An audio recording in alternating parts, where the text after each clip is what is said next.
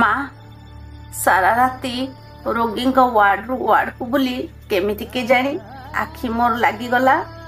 କେମିତି କେଜାଣି ଜାଣିପାରିଲିନି କେତେବେଳେ ସେ କାଳପୁରୁଷ ଆସି ମୋ ପାଖରେ ଠିଆ ହୋଇଗଲେ। ମୁଁ ବହୁତ ବୁଝେଇଲି, ହାତ ଧରି ନେହୁରା ବି ହେଲି। ସେ କାଲା ଥିଲା କି କ'ଣ କିଛି ଶୁଣି ପାରୁନଥିଲା। ମୋ ଆଡ଼େ ଖାଲି ଚାହିଁ ରହିଥିଲା।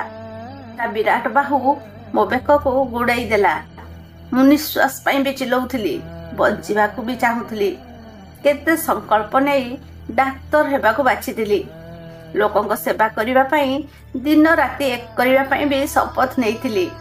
କିନ୍ତୁ ମୁଁ ମୋ ଆଖି ସାମ୍ନାରେ ମୋ ବିଭତ୍ସ ମୃତ୍ୟୁକୁ ଦେଖୁଥିଲି। ମୁଁ ବିରୋଧ କରୁଥିଲି ତ ଶକ୍ତ ଚାପୁଡ଼ାରେ ତ କେତେବେଳେ ତା ମୁନିଆ ଦାନ୍ତରେ ସେ କିଛି କ୍ଷଣ ମୋତେ ଚୁପ୍ କରାଇ ଦେଉଥିଲା। ତଥାପି ବି ମୁଁ ସଂଘର୍ଷ କରୁଥିଲି। କିନ୍ତୁ କ'ଣ କରିପାରିଥାନ୍ତି? ଚିଲ ଗଲା ପରେ ଶାଗୁଣା ମାଡ଼ି ଆସିଲା। ଶାଗୁଣାର ପ୍ରତ୍ୟେକ ନଖ ମୋ ଶରୀର ଭେଦ କରି ସାରିଥିଲା। ସେଇ ରକ୍ତ ଜୁଡ଼ବୁଡ଼ ଶରୀର ଉପରେ ଚିଲ, ଶାଗୁଣା, ତାପରେ ବି ମୋର ଶକ୍ତି ନଥିଲା। ମୁଁ ଆଉ ବିରୋଧ କରିପାରୁନଥିଲି। ହଁ ଆଖି ଖାଲି ଖୋଲା ରଖିଥିଲି ଆଉ ଆଖି ସାମ୍ନାରେ ତୋତେ ଆଉ ବାପାଙ୍କ ମୁହଁକୁ ଦେଖୁଥିଲି। ମା, ମୁଁ ମୋ ନିଜକୁ ବଞ୍ଚେଇ ପାରିଲିନି। ମୁଁ ଜାଣେ ମା, କିଛି ଦିନ ଲୋକ ଚିଲେଇବେ, ରାସ୍ତାରେ ପ୍ରଦର୍ଶନ କରିବେ, ବିରୋଧ କରିବେ। ଧୀରେ ଧୀରେ ପୁଣି ସବୁ କିଛି ନିଶବ୍ଦ ହୋଇଯିବ।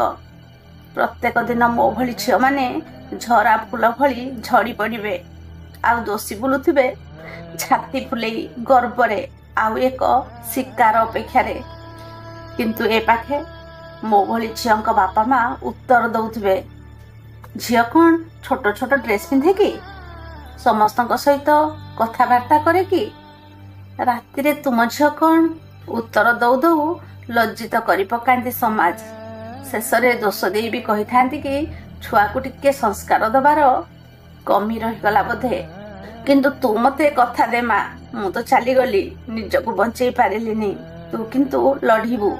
ମୋ ଭଳି ଆଉ କାହାକୁ ବି ମରିବାକୁ ଦବୁନି। ରକ୍ତ ମାଂସରେ ତିଆରି ଜୀବନ୍ତ ଶରୀରକୁ କେହି ଯେମିତି ନଖରେ ଚିରି ଦାନ୍ତରେ କାଟି ନ ପକାଉ। ତୋର ଗୋଟିଏ ଝିଅ ଚାଲିଗଲା ବୋଲି ଭାଙ୍ଗି ପଡ଼ିବୁନି। କାରଣ ତୋ ହାତରେ ମୁଁ ଲକ୍ଷ ଲକ୍ଷ ଝିଅଙ୍କ ଦାୟିତ୍ୱ ଦେଇ ଯାଉଛି। ଦୋଷୀକୁ ଦଣ୍ଡ ଦେବୁ ନିଶ୍ଚୟ ମା।